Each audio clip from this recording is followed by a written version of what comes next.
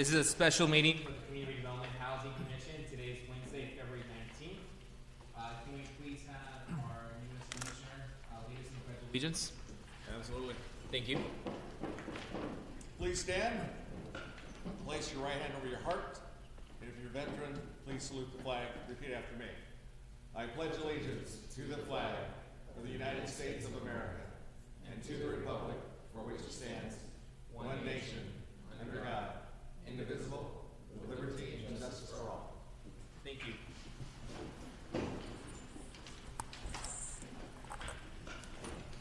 Madam Recording Secretary, can you please take roll call? Vice Chair Aguinaga, Present. Commissioner Calderon, Present. Commissioner Frazier, Present. Commissioner Garcia, Present. Commissioner Perez, Present. Chair Santana, Present. Commissioner Sanchez, Commissioner Vasquez, Present. Commissioner Covington. Present. Thank you. We have quorum. Seeing a quorum, this meeting is officially called to order. This is a time for a commission to consider matters under the consent calendar, items 1 through 4. Do we have a motion for items 1 through 4? I make a motion. Got a motion? I second. Second from Perez. All those in favor, please say aye. Aye. Great. Item passes. We will now be moving matters to under the business calendar. The first item on the business calendar is item number 5, is to approve the commitment of $3,904,000. One more time. 3,000,000 9 904. Mr. Justin, can you please repeat that? It's a big number in there. Yes, sir, Mr. Chairman. The proposal before you today is to recommend a pre-commitment of $3,904,341. Great. Thank you, Mr. Chairman. We are excited to bring this project to you for consideration. This is the culmination of several months of work that began last April, and I would like to invite Ms. Janice Eccles, our Housing Programs Analyst, to present this item to you. Thank you, Ms. Eccles. So, as Judson said, we're really excited to be presenting this project to you tonight. It is the culmination of 10 months of work, going all the way back to last May 2019, when we brought the RFP for affordable housing development to the Commission for approval. And if you'll recall, at that time, the Commission recommended 3 new criteria for evaluation, which included community inclusion, increasing the number or providing bonus points for 75% of the units affordable to extremely low-income families at 30% AMI. And then the third criterion that the Commission added was bonus points for the developer committing a portion of their developer fee for a neighborhood improvement. Then the City Council authorized the release of the RFP with $4.2 million in available funds on July 2nd, and staff turned around and released it the next day, July 3rd. We took extensive efforts to publicize the RFP as widely as we could. It was published on both the city's website as well as the Housing Authority's website. We also published it on Planet Bids. There was a public notice that was published in the Orange County Register. An electronic letter was also emailed to our RFP database with interested parties and developers. And an email was also sent out with our partner members by the Kennedy Commission, 211OC, and the Southern California Association of Nonprofit Housing. Our first deadline for proposals was October 15th, and we did receive 4 proposals. They were from Community Development Partners, Innovative Housing Opportunities, American Family Housing, and Premiant Development. Following the receipt of the proposals, we conducted an extensive minimum threshold review to review all of the proposals against our requirements and compliance. This took about 2 months. We did a review, and then we sent a letter to all of the developers with a notice of deficiency or request for clarifications. We received the responses, and then we completed the review. Following the minimum threshold review, then we convened the review panel. And the review panel first meeting was held January 7th, and that consisted of 3 department directors, one from our Community Development Agency, the Planning and Building Agency Director, and the Public Works Director. Judson is our Housing Division Manager, and myself as the Housing Analyst also sat on the review panel along with our representative from Kaiser Marston Associates, who is our real estate advisor. Following the, on January 7th, we interviewed the developers, heard their presentations, and then after that meeting, our departments went back and conducted additional internal review. Planning and Building Agency and Public Works met with their staff and reviewed the proposals for any concerns that they have related to traffic, parking, known issues that are common to projects that are usually discovered later in the development process during a first look meeting or when the project submits for plan check. We moved that entire process up and did a first look internally in our departments. Then on January 23rd, the review panel met a second time to discuss the proposals, our recommendations, and finalize our ratings. And following this interdepartmental effort, the review panel is recommending an award of $3.9 million for the Westview House project. And there's a few things that stood out about this project for us. First of all, it was the highest rated proposal. Proposals did need to receive a minimum score of 75 points to be considered. And there were 2 proposals above that threshold. One of them was, I think, 84 and then, or 80 points, and then this proposal was the only one over 100 points at 104. Second thing, this is the only proposal that we felt was truly responsive to the 3 new criteria. They addressed how they were going to meet and include the community, and they took some preliminary steps in advance of even submitting their proposal.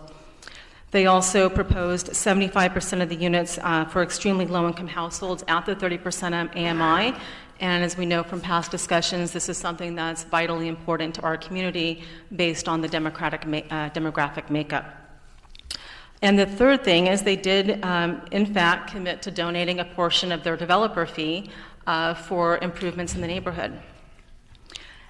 The other thing that stood out to us is that they also had the most cost-effective proposal with the lowest subsidy per unit. And that was something we also took into consideration and which was also reflected in the ratings and why they rated so highly.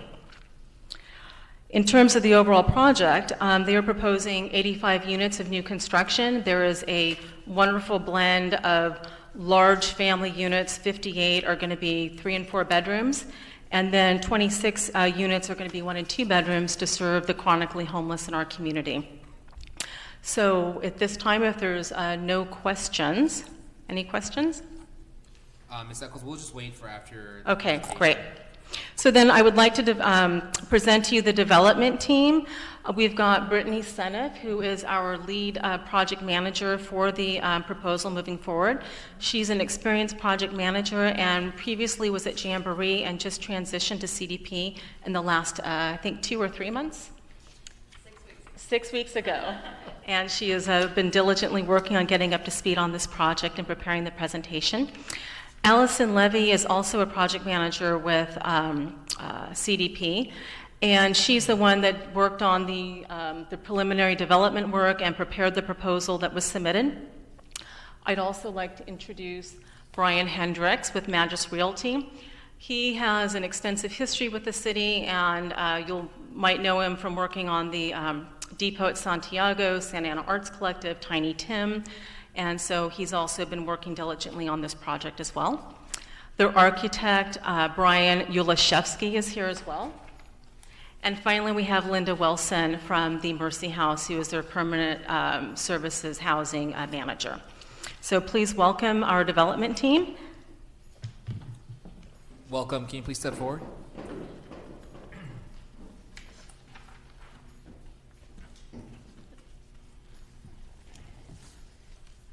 Hi, good afternoon.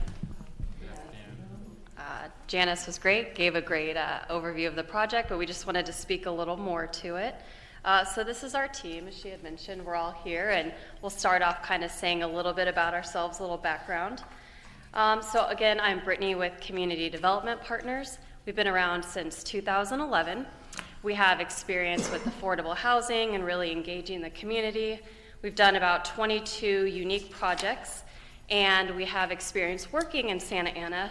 We did the Orchard project, which completed just a few years ago, and right now we are working on the Tiny Tim project as well as Aqua. Tiny Tim will be for large families, and Aqua is permanent supportive housing. Okay, so let's talk a little bit about Mercy House.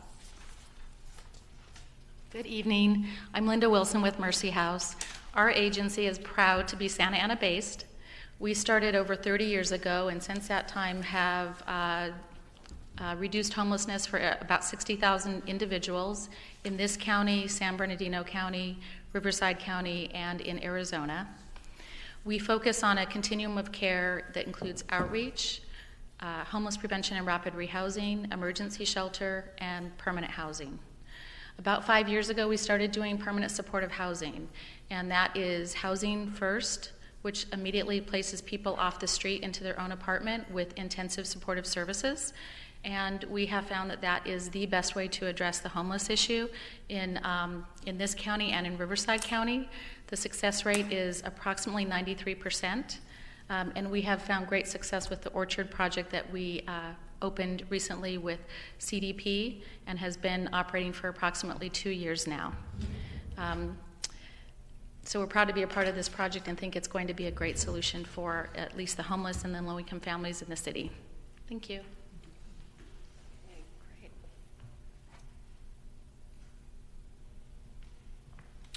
Good afternoon, Commissioners. I'm Brian Hendricks with Magis Realty, and Janice did a wonderful intro. I don't have too much to add, but I do primarily focus in the city of Santa Ana and with affordable housing projects on the sourcing side, looking for properties, for areas that we can add affordable housing units to the city. And I've worked with CDP. This is our third project together. Worked on Tiny Tim and Aqua Housing. And then, as Janice mentioned, I've also worked with CNC on the Depot at Santiago and Meta Housing on the Santa Ana Arts Collective, which is just about finishing up. So I'll be involved in the entitlement process of this and the transactional side with the real estate. Yeah, excited to be part of this great project. So thank you. Let's get our last team member. Hi there, my name is Brian Yolszewski. I'm the Executive Director of City Fabric. We're a nonprofit design studio based in Long Beach, but a lot of our work is in Santa Ana. We have worked with CDP and Magis on Tiny Tim and Aqua, as well as the Diesel Depot, the Quonset huts that are being refurbished over near the train station. We're also working with the local land trust to actually create an urban farm. But our work crosses a lot of different sectors. Basically, we're dedicated to enhancing communities with communities, so that takes a range of everything from affordable housing to street safety to community development, park development. This is an incredible opportunity. We look forward to continuing to collaborate with CDP and the city on not just expanding affordable housing opportunities, but integrating these new communities into existing neighborhoods through additional improvements, whether it is open space, streetscape improvements, safety improvements. These are a lot of times the most substantial investment we're going to be seeing in some of these neighborhoods, especially after the redevelopment was eliminated. So this is a great opportunity to not only offer additional housing for those in need, but also make much needed improvements and investment in this neighborhood. Thanks. Okay, so just a quick project summary. So we are looking to build 85 units on about 2 acres. There will be 2 buildings with on-grade parking. They'll range from 3 to 4 stories, and our architect will come back to talk to you a little bit more about that later in the presentation. There's going to be 23 one-bedroom units and 3 two-bedroom units. The 1s and 2s will be set aside for permanent supportive housing. Then for the family units, we have 34 3-bedroom and 24 4-bedroom units. And with those larger units, we could really meet the large family needs of the city. And then, of course, incorporated will be 1 manager's unit. The affordability will be 30% and 60% AMI targeting. And for the parking, we worked with the city and heard the feedback. So we will now have the requested 144 parking spaces to make sure that there's ample parking for the needs. Okay. The target population, as we mentioned, we are doing 75% of the units for the extremely low-income population, which will be at 30% AMI. Again, the 3 and 4 larger bedroom units will be for your families. And then the 1 and 2s are permanent supportive housing units for persons in need of mental health services and they're experiencing some form of homelessness.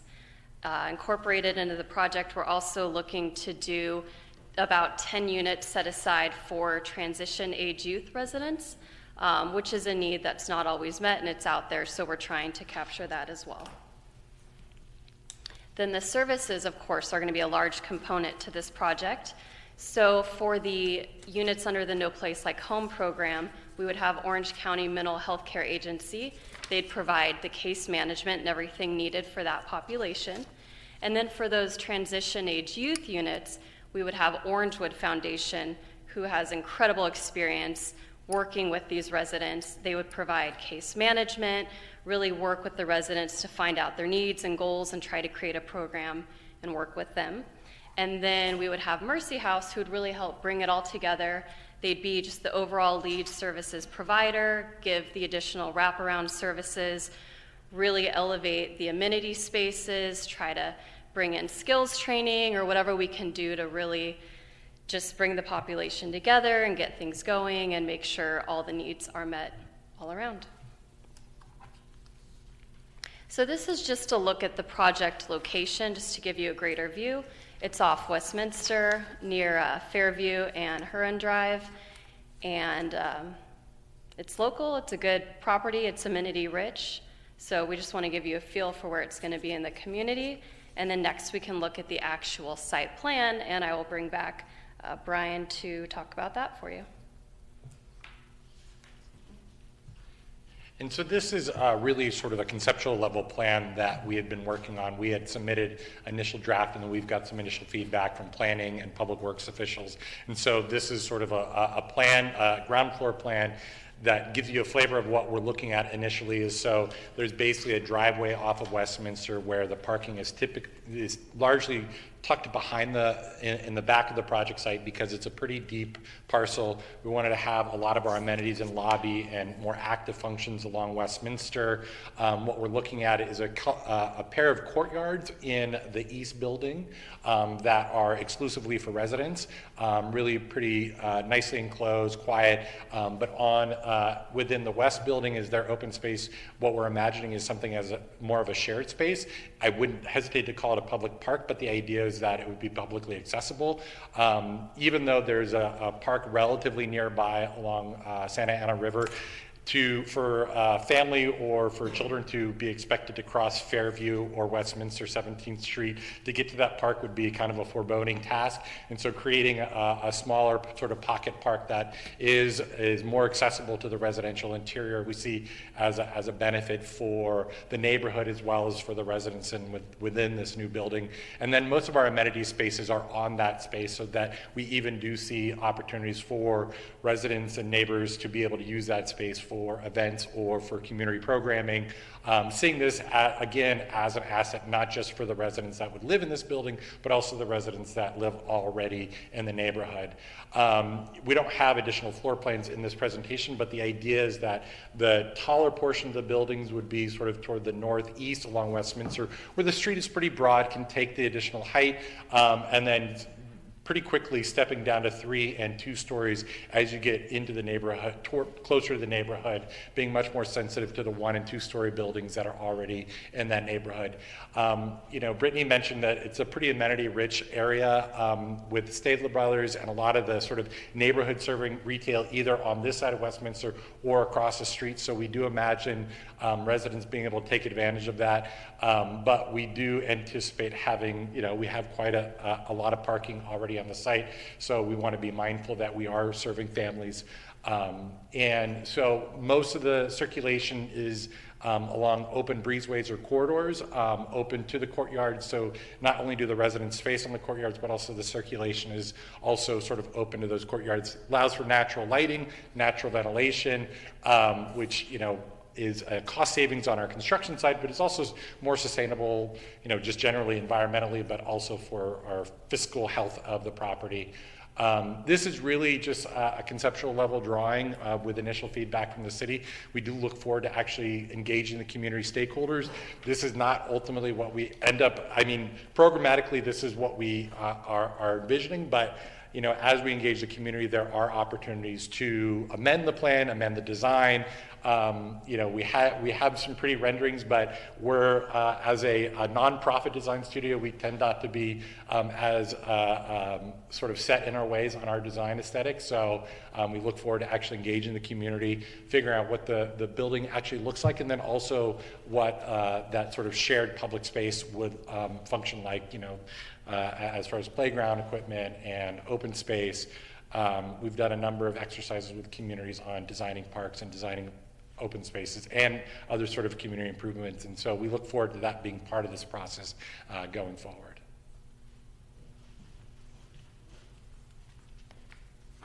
Okay, so within this design, we have a array of amenities. Here's just a list for you. Basically, you know, a community room and then a community kitchen where if we ever want to do kind of a culinary demonstration or how to eat healthy courses, we can do something like that. Just leaves a little more room open for activities. Laundry room, computer room on site, as well as that pocket park we just talked about, which will have a tot lot and a picnic barbecue area. So just a nice open space for the residents and then some of the greater community to use as well. And then just being green conscious and sustainable conscious, we'd look at solar panels, green building techniques, and stormwater mitigation. So this is just an overview of the unit mix and affordability. As I said earlier, there are 30% and 60% AMI units. So you can see all the 30% permanent supportive housing units are those 1 and 2 bedrooms. And then we have a couple of the units, you know, at 3 bedroom and 4 bedroom at 30%, and then the rest are at 60% AMI. And there's 85 units total, one of them being your manager's unit.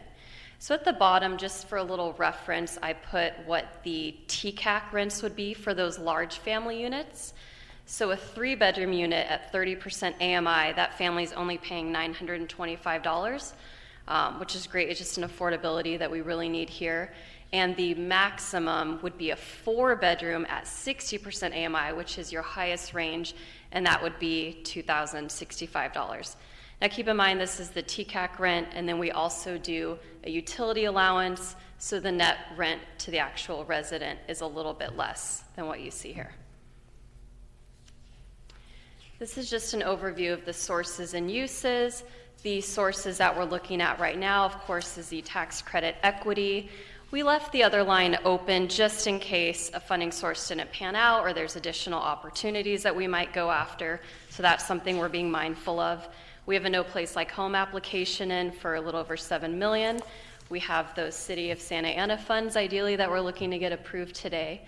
And then these Rising Tide funds, those are going towards the up to 10 units for transition age youth. So that's where that $1 million comes in. And then we would defer the portion of our developer fee needed to make up the difference. Okay, so on the community inclusion piece, we really initially tried to engage. Yes. For a second. We Yeah. have a commissioner that has a burning question to ask you. Yes. I don't know if it's burning, but as you're in it, I just thought. Yeah. Can you go back 2 slides for me, please? To Thank this? you. Okay. So you put down there the cost, the 3 bedrooms and the 4 bedrooms. What are the costs for the 1 and 2 bedrooms? Good question. So since those would be permanent supportive housing units, typically the resident is expected to pay 30% of SSI. So I think now it comes out to, I want to say like 277 or something the last time I looked. So for those units, to really make this pencil out, we would need vouchers. And we have talked to Judson and the city previously. I know those are a little locked right now, but we're working on how to eventually secure those, and then we can make that work for the project. But yeah, there's a little bit of a nuance with the permanent supportive housing units. And then Judson, as far as the voucher system and them being locked, like what's the probability as we continue to move forward? Well, a great question. Thank you, Commissioner Perez. The developer needs 26% project-based vouchers for their 26 permanent supportive housing units in order to ensure that they generate sufficient operating income to pay their debt service and et cetera. We didn't make available project-based vouchers in our RFP process, so we're unable to recommend an award of project-based vouchers under this RFP. Now, in terms of making project-based vouchers available in the future, we have committed as a housing authority to review our financial capacity to make those project-based vouchers available in the future under an RFP process. Those vouchers, an award of vouchers, would have to come back to the commission and then to city council for approval under that competitive and transparent process. And what would that dollar figure roughly be? For the 26 project-based vouchers? Mm-hmm. Well, so the 26 project-based vouchers as a housing authority, we value them based on our average per unit cost across the entire Section 8 voucher program. So our current average per unit cost across the entire voucher program is approximately $1,100 per unit. And so you take that and you annualize it, basically. You go 26 project-based vouchers times an annual per unit cost of, a monthly per unit cost of $1,100, and then multiply that by 12. And that's how much we estimate financially it would cost us per year. And then you would even take that one step further, and it would be under a 20-year contract, and so you would multiply that by 20 years. Can you do that Now, math for me one more time as I'm looking at my computer? Yeah, so we can do it together. So 26 times a per unit cost of $1,100, Mm-hmm. and then times 12 months in a year is equal to $343,200 in rent, rental subsidy. And then we for times those that by 26 20? months. And then you multiply that by 20 for a 20-year contract term of the project-based vouchers. Now, that's how it's valued for us as a housing authority. That's how we count for it. That's how we budget for it. Correct. A developer on the other end, they actually turn that commitment of 26 project-based vouchers under a 20-year term, and they approach a senior lender and request financing under something called Tranche B financing, and they leverage that commitment. It'd be as if you. No, I understand that. Oh, okay. Yeah. Okay. So Yeah. my question is this, as that has not happened, it was not part of this process, what are you guys going to be utilizing or using for funds for those 26 if you're not able to get these vouchers? I mean, if we're not able to get the 26, we'd have to try to come up with something creative. But it is really difficult to just generate the funds necessary when you're looking at only collecting 30% of SSI on a unit. So it's something we'll just need to continue to work with the city on and hopefully secure those. So. Well, I appreciate you having 26 opportunities in homes and 1 and 2 bedrooms at that threshold. So I mean, that was very admirable on your part. And We're trying. It's needed. So. yes. Okay. Thank you. Yeah. Commissioner Aguinaga? Thank you, Chairperson. Do you guys want to go through the rest of their slides? I before think opening we've it gone forward? kind of far into it where we have some questions, and then we'll continue the presentation. That sounds great. Thank Yeah, you. That sounds great. Okay, I just curious about what the criteria is, and you take into consideration if the person is illegal, no papers?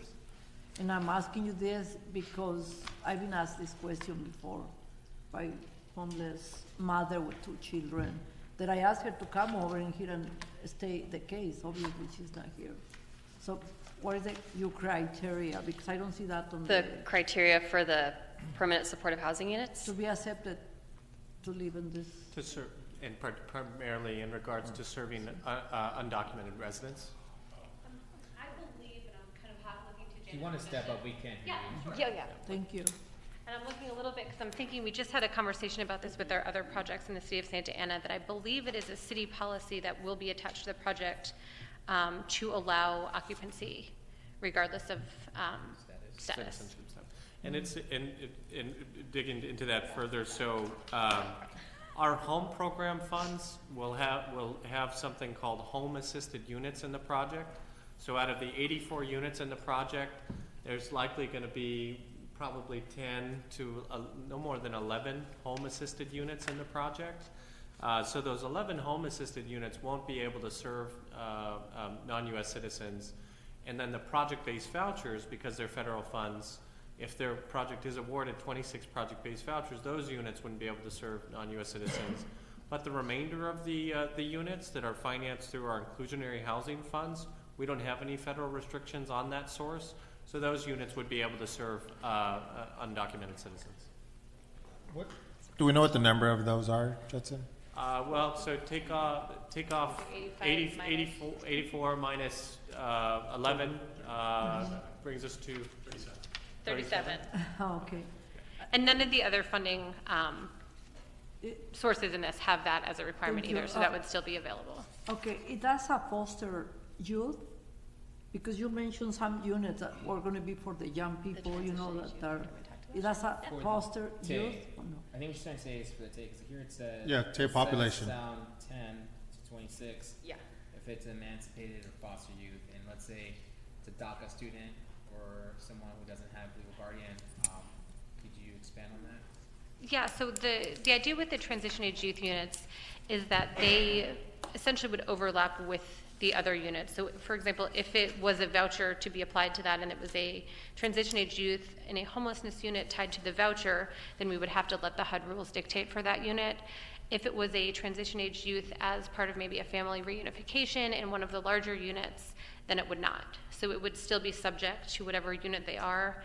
And the idea with the transition age youth units, we're estimating 10 at this time. We're working with Orangewood and kind of talking about the details, is that it would be an overlay and a preference on those units and not a hard unit. So whereas a very specific number of 1 bedrooms and 2 bedrooms are dedicated to homelessness and different AMI levels, those would be sort of broadly applied as the tenants qualify for other units. Thank you. Thank you. I was curious about, so with the units that we have at 30%, 60% AMI, does that preclude acceptance of your typical Section 8 voucher, non-project-based voucher? So you will accept those? And I have a bunch more questions. But And I can just say yes into this too, that is accepted, yeah. And to expand on that, in the loan documents for the project, the project will be required to have a local preference for Santa Ana residents who live or work in the city, and they'll also be required to accept Section 8 voucher holders and qualify them for units as they become available. Great. Thank you. I'm going to bring it back to Ms. Mercer if you will continue your presentation. Yes. Brittany, do you want to? Oh, Sorry about that. no problem. It's better that you interrupt and ask when it comes to mind, and then it's kind of on topic, so I like it. Thank you. This is just another quick overview of the community inclusion. Like I was saying initially, we work to engage local partners and ask a lot of questions and find out what was really needed. So that included conversations with, of course, the city and United Way and Orangewood, as well as Samueli Academy, which is a program, I'm not sure if you're familiar with it. It basically tries to help students that are struggling to graduate high school or they're in the foster care program, just give them the additional services and sources they need to really get to that goal and graduate high school and be set up for success. So, we got feedback from all of them and then tried to incorporate it into what we knew the city was looking for. And part of that is creating this pocket park. We realized there was a need for open space and somewhere where kids can get outside and play and you could have a picnic. So we wanted that to be part of this project as well. There's other community enhancing components that CDP typically does, and there's a big component of artwork in a lot of our projects. So one of the ways you can really engage the community is with perhaps a community mural, and in previous forums it's been getting community input to see, what kind of artwork would you like on the building, who's a local artist, maybe everybody contributes a piece of art to it. So that's something that just brings the group together. And then there could also be developing neighborhood events, typically in grand openings, the surrounding communities invited just to get excited about it and learn what we have on site, maybe potential programs that they can be a part of. And then another thing that we were looking at is just increasing pedestrian access between the project and the nearby commercial center. So I know that's something that the team was trying to figure out how to just create better access between our site and then local grocery stores or areas for professional services or self-care, just making sure that we're connected a little more. And this is just a broad view of the development schedule. If everything went as we are hoping for, you know, we did submit the No Place Like Home application. We'd be looking for a commitment in June. We would need a general plan amendment for this project just to make sure it's zoned properly, so that would be something we target for July. Of course, we would need low-income housing tax credits to make this work, so there's an application round in August. We get awarded in October, and then from that point, you have about 6 months to get your permits, get everything tied up and closed, and then we would start construction. So this is just an overview of what we're targeting. And that's it. Thank you. So we can take all of your remaining questions. Brittany, for your presentation. I'm going to open it up for our fellow commissioners. Let's start on our right-hand side with Mr. Frazier. Thank you for your presentation. So I do have a few questions. Can you give an example of, because I'm looking at the area and I'm fairly familiar with that intersection. Can you give an example of what increasing that pedestrian traffic to those community resources would look like? Yeah. Thank you for that question. So there is a couple smaller strip centers on the south side of Westview. One that we can actually directly connect to through some hardscape and landscape improvements in collaboration with the commercial property owner. And then across the street, across Huron, there's also opportunities to connect, maybe adding curb extensions, which enhances safety for pedestrians, but also tends to calm traffic, because Westminster tends to be a fast street, and traffic turning into the neighborhood could use some calming. Fairview and Westminster could use some enhancements. I think that would be a conversation we would have to have with Public Works and their transportation engineers. We see opportunities there. That one's a little bit harder, but there's opportunities to shop across the street with Stadler Brothers and a few of those personal services, which I think would be very beneficial for residents in this community, but also the larger neighborhood. And there's opportunities because of the affordable housing development to pursue additional funding sources to make those kind of transportation improvements. But that would be a partnership and a collaboration we'd have to explore further with Public Works. But to the immediate property owners adjacent, we can probably negotiate and come up with some ideas of how to enhance connections with those adjacent property owners pretty easily, with minor costs, especially as we're doing construction. Okay. All right. Great. Thank you. Also, does this development, does it have any retail space? It does not currently have any retail space included. Okay. And then I have one more, and then I'll let it go to the next person. Sorry, I'm working with one arm. No, I totally understand. I just had a torn rotator cuff, so I totally get it. I noticed that you guys are wanting to incorporate solar panels, and I've seen a lot of like the buildings down Grand where they utilize that over the parking structures. Mm-hmm. I'm assuming, based on your project site diagram, that these peach split sections going down the middle of the project are covered parking? So there is some tuck under parking garages. So I'd say generally 2/3 of the parking is covered, most of it in garage, but there's also a carport sort of towards the back that would be a solar panels carport. We also imagine there being opportunities for solar panels on the roof as well of the buildings. There's enough roof area that we can actually get some really good solar generation from both the solar carport and from what's available on the roof area. It's not so dense a project that once you get up to like 6 and 7 story, you don't have enough roof area to really generate enough solar power for the building below. You maybe have common area coverage, but this is quite a bit of roof area, so we would probably explore getting as much solar generation as possible or feasible on site. Okay, great. That's great to hear. Thank you. Thank you, Commissioner Frazier. Anyone on this side? Comments, questions? I just want to clarify on one thing that I based on the presentation. So in regards to the TAU, so there's going to be 10 units there. So when they age out, what is the process from there on with those units and like, are they gonna stay there, or do they graduate to like a unit in the complex, and then does that open the door to like a new TU to replace them, or like what does that look like? Sure. That's a really good question. That's actually one of the details that we're working through. And I think because we see this as more of a preference than a sort of regulatory requirement, what it would do is allow them to kind of remain. And so if they do age out, our goal would be for kind of the next vacant unit that is open to kind of open that preference again and be able to allow somebody else in. So again, they'd meet all of the tax credit requirements, they'd meet the city requirements, and we, I would see that as, once they're done, opening it up. Yeah. Commissioner Aguinaga. I just want to say thank you for choosing our city. This is so great. I'm always, yes, it's just, I love to see projects like this who are going to make our city beautiful. So thank you so much for choosing our city of Santa Ana. Thank you. Thank you, Commissioner Aguinaga. Commissioner Perez?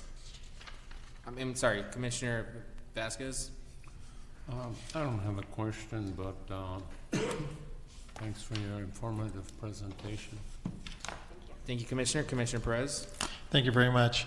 I actually reviewed your application and read through your grant exclusively last night and this morning. Very impressive. Good job, and thank you very much for the 75% of the units being extremely low-income population.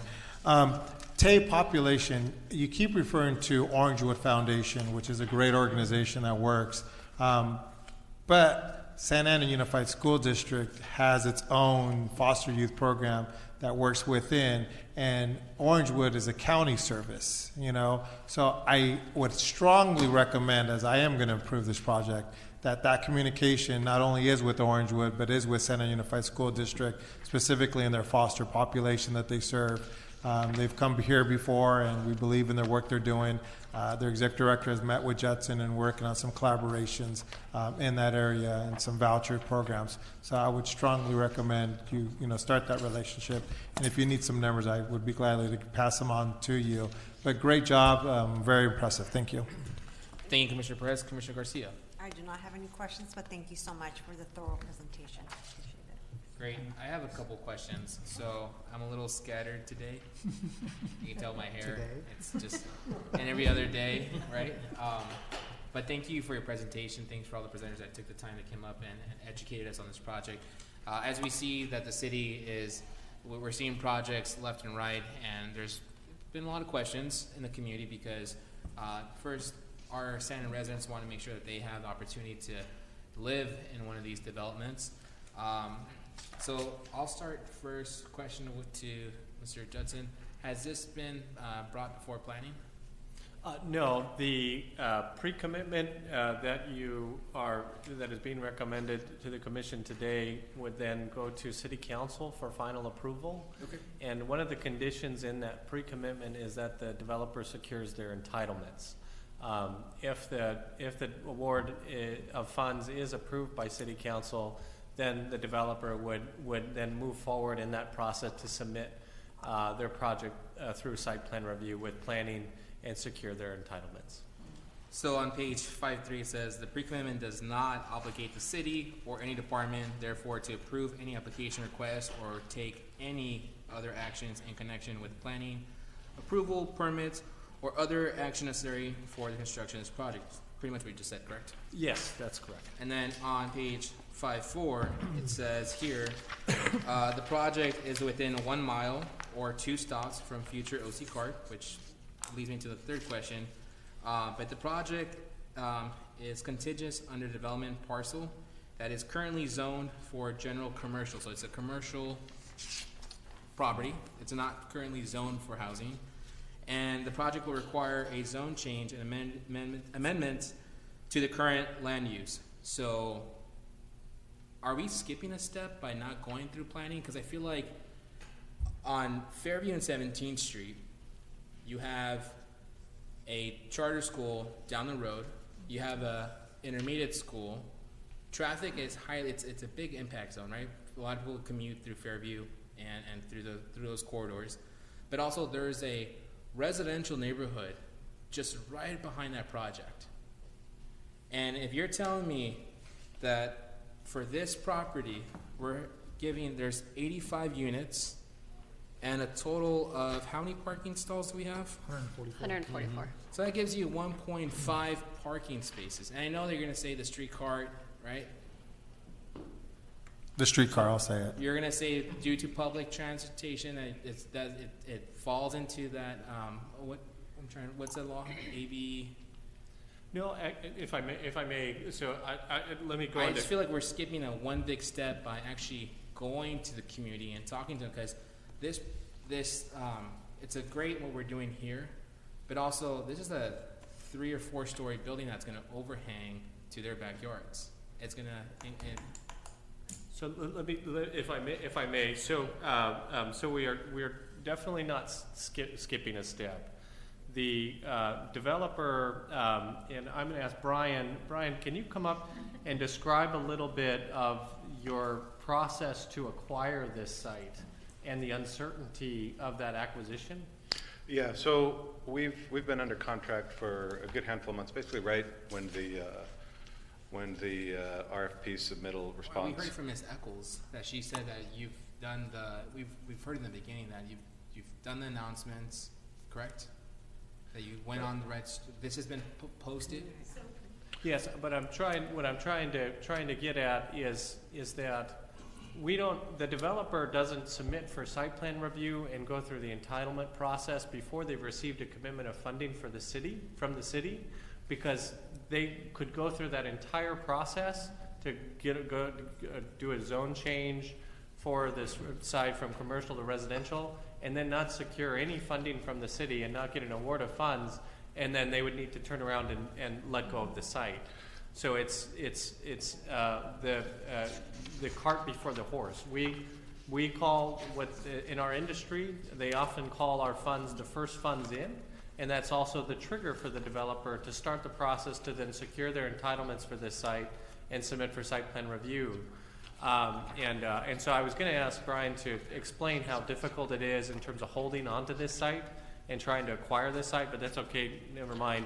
Well, I will mention the process, because you mentioned the community and the community involvement and getting their feedback, and we do a lot of that, as Judson's mentioning, sort of as time in the way the process is laid out before us. So when we submit for a site plan review, begin our process to obtain entitlements for the site, one of the very first things we do is our sunshine ordinance meeting. We meet with the neighbors, we show them. That's why Brian Ulaszewski mentioned that we don't have the renderings or what the buildings look like, exactly how high they are, because the feedback from the neighbors is very important. So all the residents of those single family homes will be meeting with them, we'll be talking with them. We have opportunities to move stuff around. Parking in this city, I've never had it not be an issue that is dealt with. And so yeah, and every project I've done, it's generally the first item of discussion.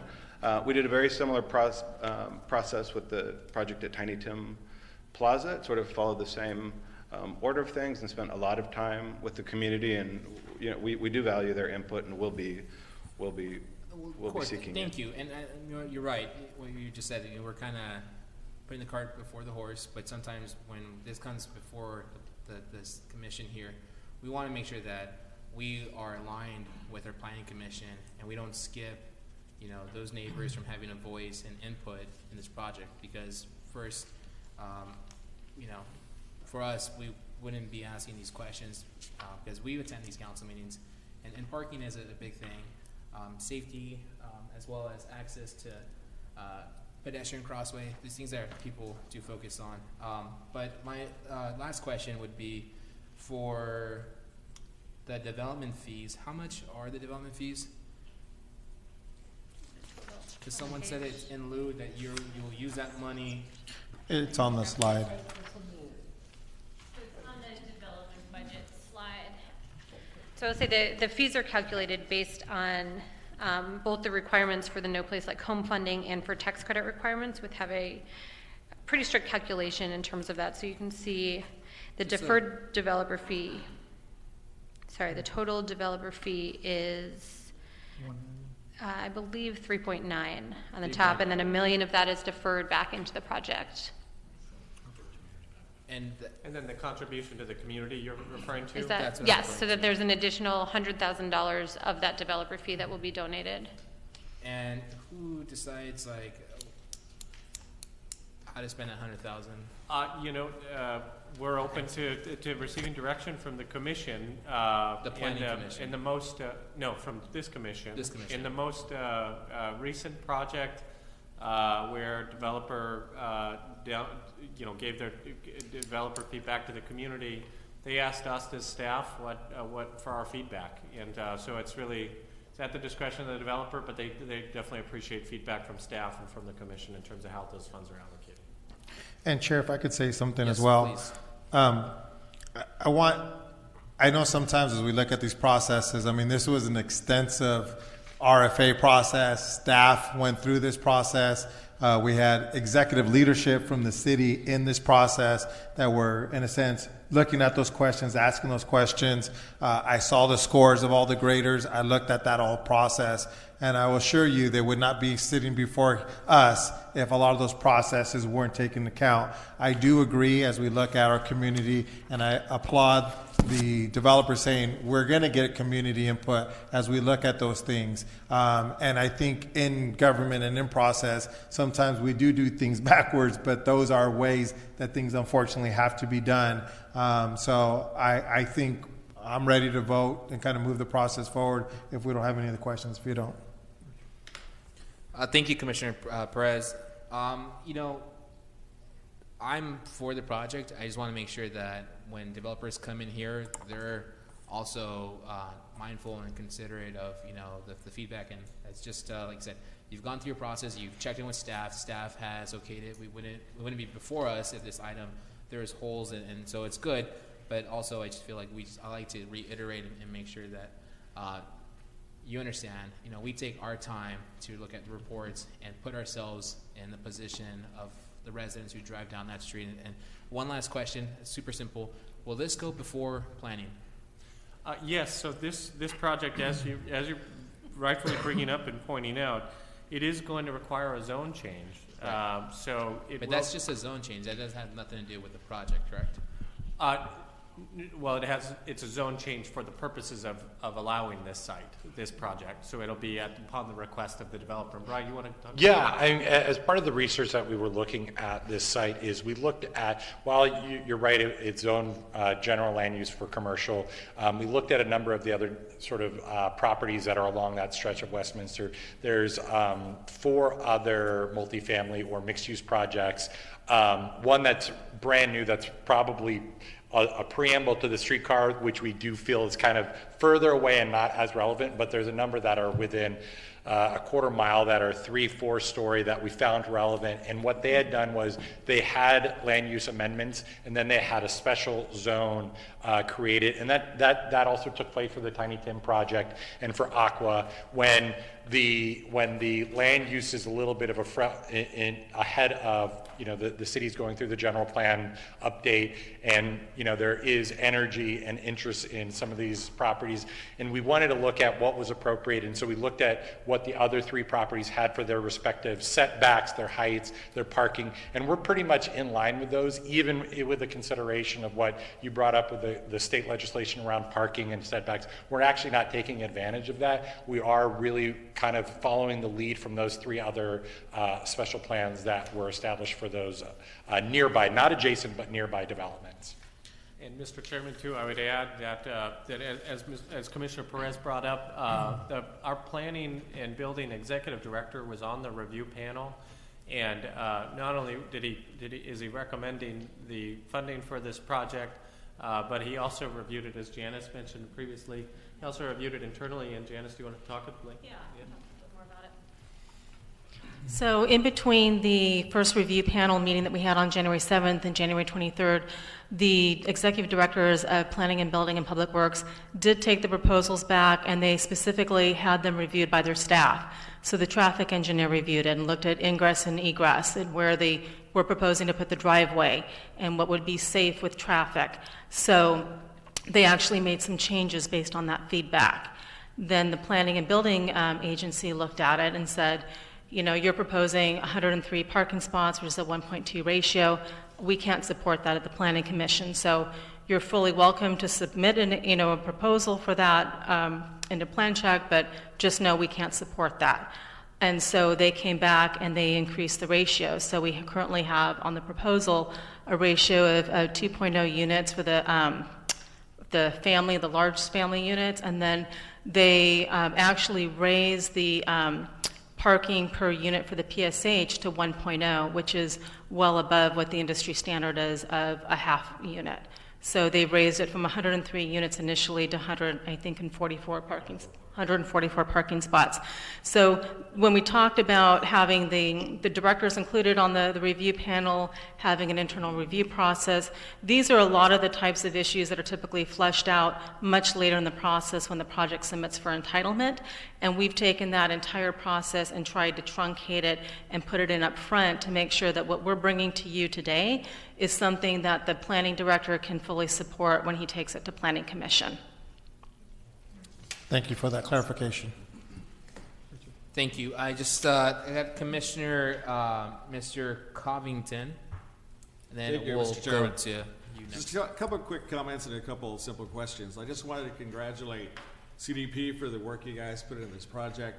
I read who the review members were, and obviously you've discussed the scrutiny, come out 22 points ahead of the closest competition. Job well done. I do like the use particularly of solar, being green, of landscaping, okay, the use of water, all makes for a much better living environment, okay? Big thing for me, being the former chairman of Comlink, is neighborhood involvement, neighborhood input, getting their opinions, getting their concerns, hearing their voices, and working together on that. So I'm very strong on that. Just a quick question on the larger units, in fact, all the units, the 1, 2, 3, and 4, roughly, and I know things are just gelling, what kind of size square footage are we talking about?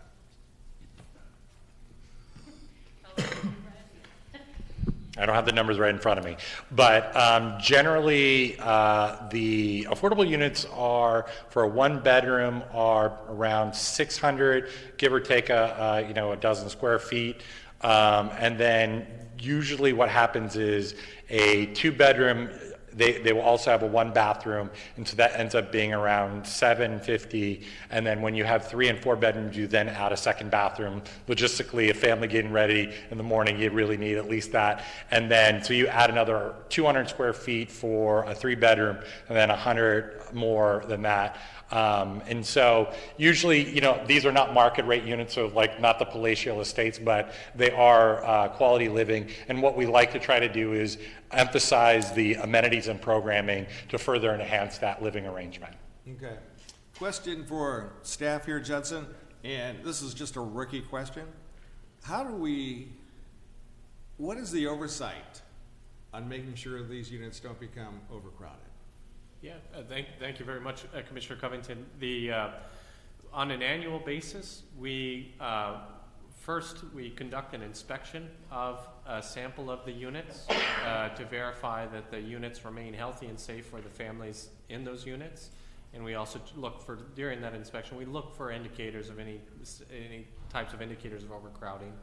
But then second, we also conduct compliance monitoring on site.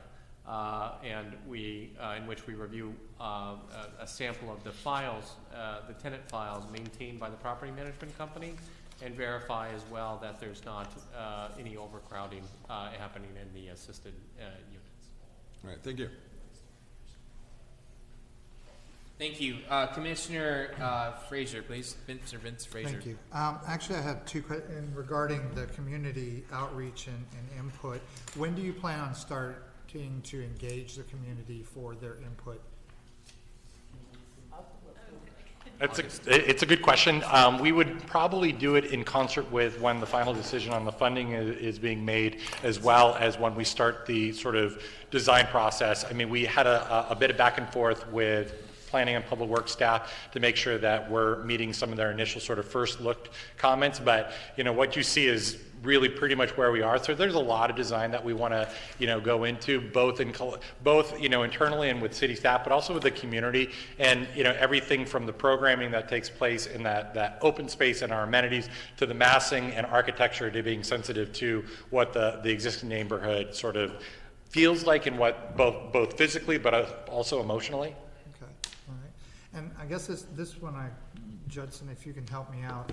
So one of the problems that we've encountered with a lot of these projects is that we're looking at 3+ years from inception to opening the doors.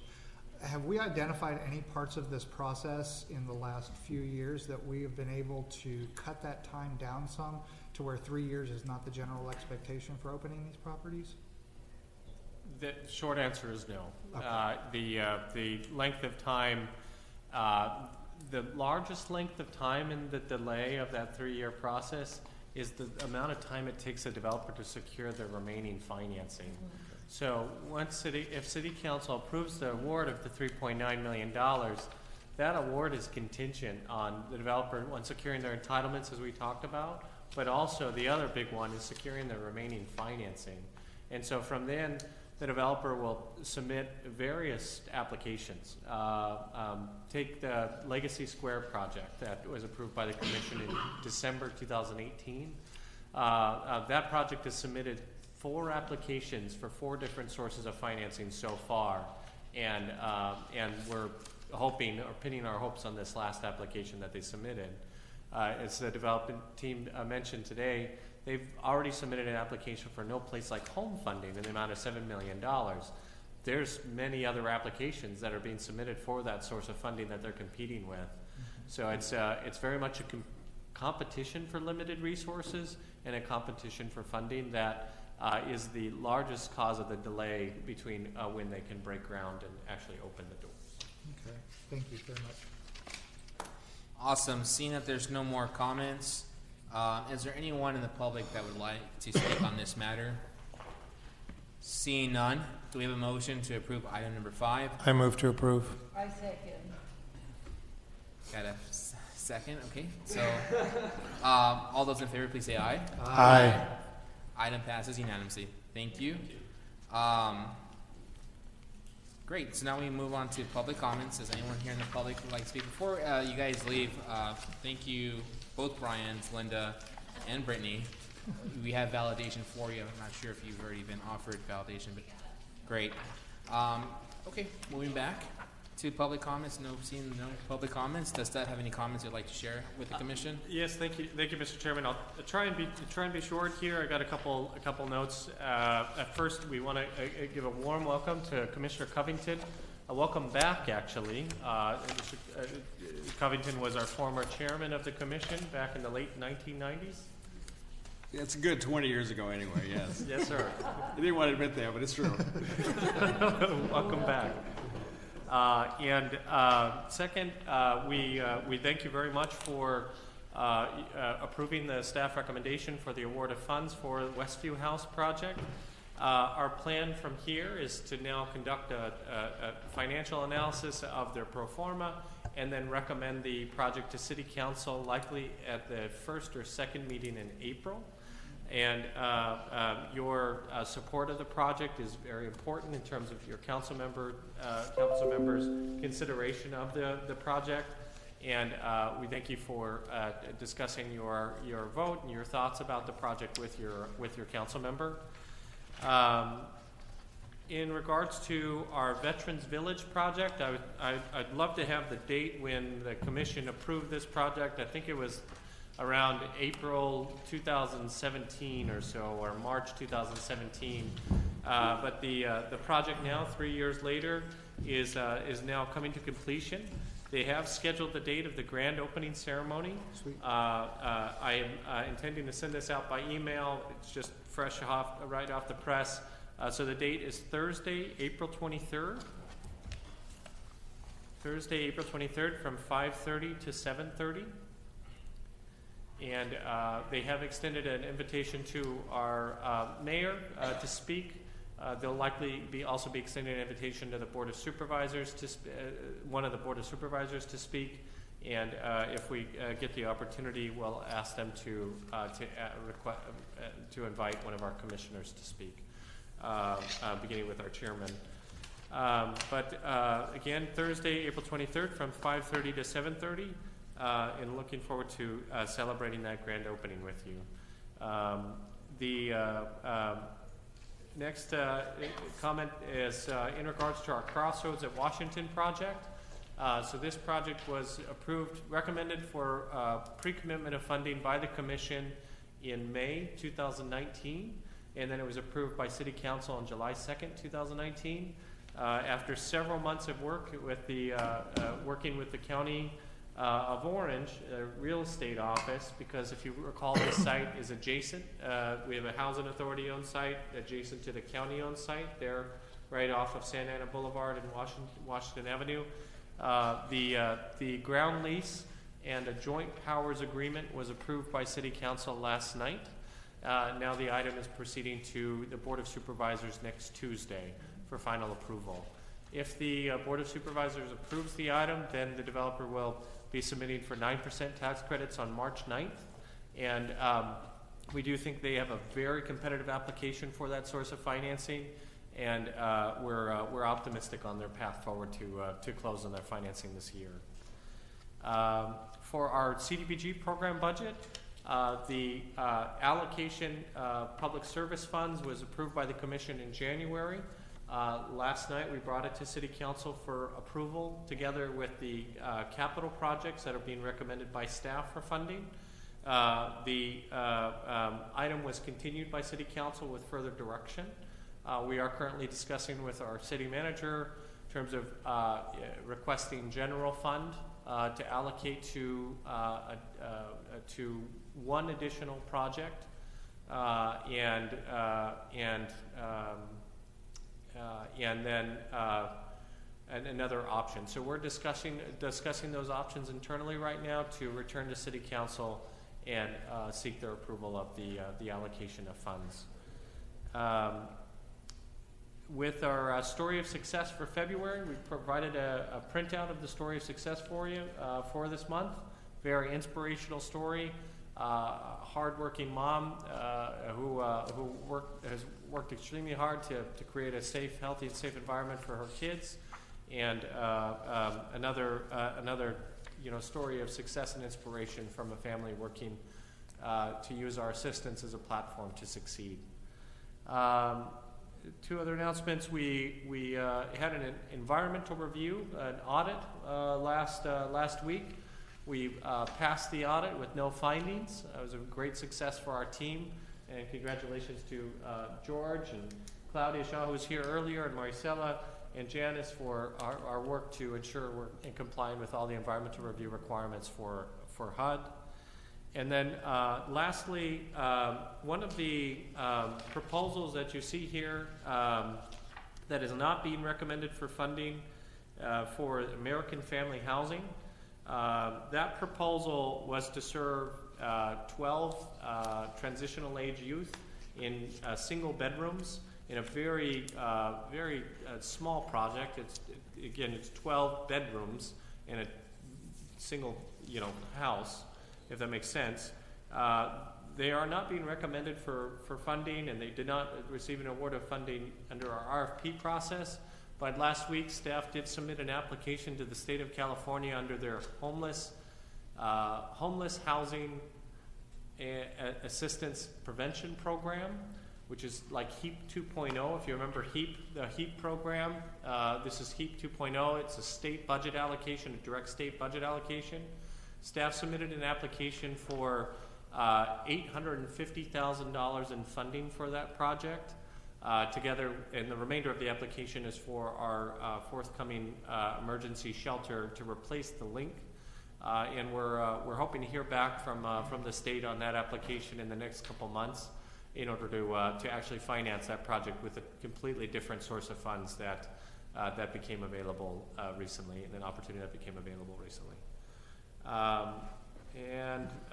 With that, I want to express my sincere appreciation to Janice for her leadership and management of this RFP and of the entire process from start to finish. We are so appreciative and so lucky to have Janice on our team, and really congratulate her on her work to bring this project forward for approval. Thank you. Thank you. Open it to commission member comments. I'll start with my right. Mr. Calderon. Sure. I just want to thank city staff and Janice. Great presentation. I have a question in regards to a project that has been going on for many years over in Broadway. One-way Broadway, I believe. I got a notice via social media in regards to that there's going to be a city meeting. What is going on with that? Does our commission have any involvement in that? Because I was reading that it has 327 apartments. Potentially. Because it's all office space now. He's talking about rezoning some of that for apartments. They're having a meeting at Jersey Mike's tonight to discuss that. No, it's tonight. Tomorrow? Thursday. Okay. Yeah. Thank you, Commissioner Calderon. So what you're reading about on social media is their sunshine ordinance meeting. We're in terms of our housing division, we're hearing the same information as you are. So I'm picking up the pieces myself. The fact that you said there's 327 apartments, I wasn't aware of that in their new proposal. But that project has been in various phases of development for maybe decades. Yeah, exactly. That's why I'm like, what's going on? So yeah. So And that meeting is tonight. It is tonight. February 19th, tonight, 6 o'clock at Jersey Mike's. Or Jersey Mike's, original that's Mike's. right. I apologize. It is tonight from 6 to 7. 327. We gotta hurry up, guys, to get to the meeting. Okay. Was that it for you, sir? That's it. Awesome. Commissioner Covington. Covington. You're close. I'm You're getting close. there. It'll take him a few meetings. Yeah, no worries there. Just a big thank you to staff. A lot of work in this project. You can feel it, you can see it. I read about it. But I wanted to give a warm thank you to Judson, to you and your staff for the orientation that you guys gave me last week. When I first came on this commission moons ago, it wasn't the same. I didn't get an orientation like that. It's pretty much trial by fire and learned by osmosis. So this was a much better transition, but I kept as many cards as I could. Just wanted to thank you, Judson, Janice, Claudia just left. Let me see, Michaela, if I'm saying that right? Mikhail, okay. Dave and George, you came in late, but I wanted to thank you as well. And then a warm thank you to my fellow commissioners for the warm greeting. I can tell by the questions that we have a really good mix here. And I feel honored to be sitting here again. And I look forward to working with you guys. Thank you. Welcome. Thank you. Commissioner Frazier. I'm really excited about this project. I'm really concerned that in the number of years that I've been here, that we haven't made any movement on trying to shorten that three plus year gestation time for these projects.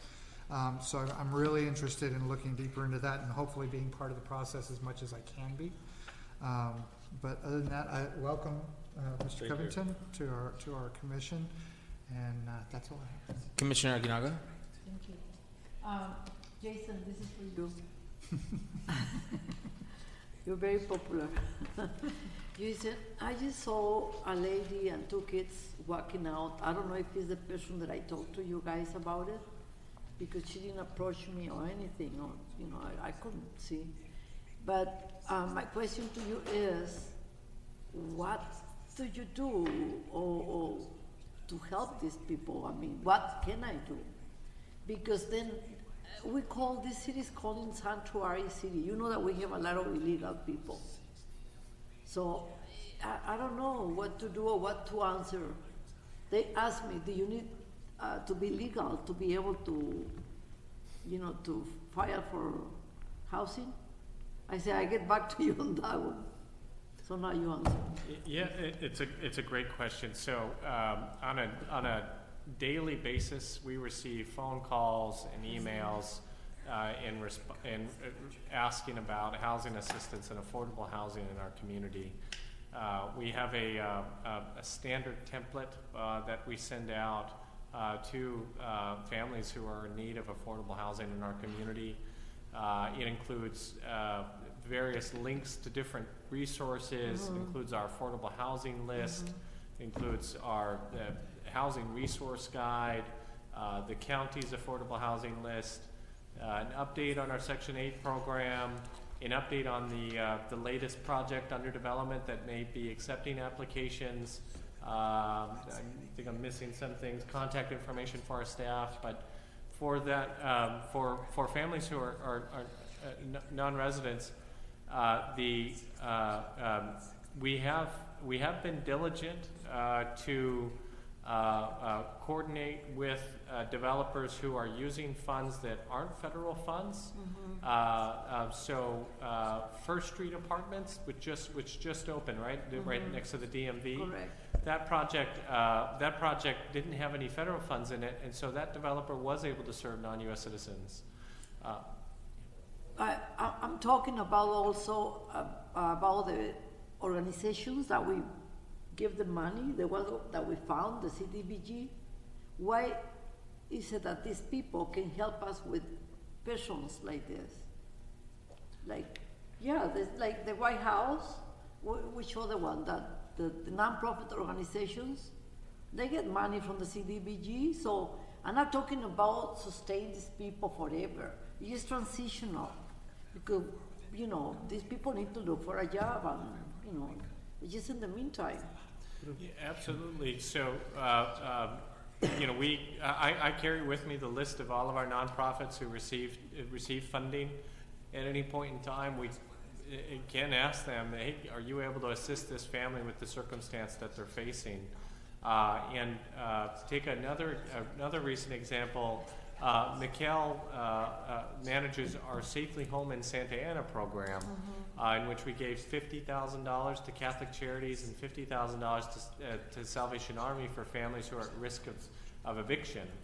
And so families who are facing eviction and unable to pay their rent can go to either of those two organizations for emergency assistance. Jason, this girl is young, is about 25 years old, 2 kids, and was sleeping in the car.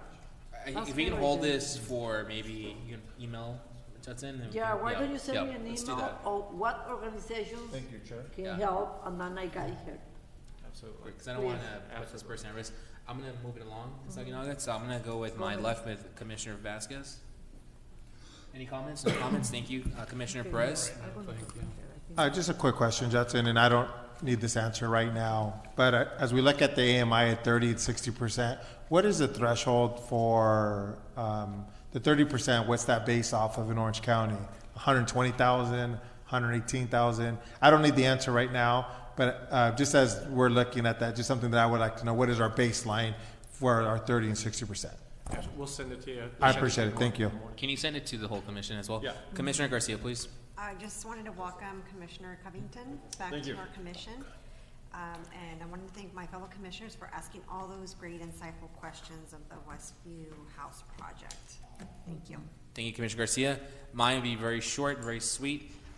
Can you please give us more information about the link? You're saying you want to replace it.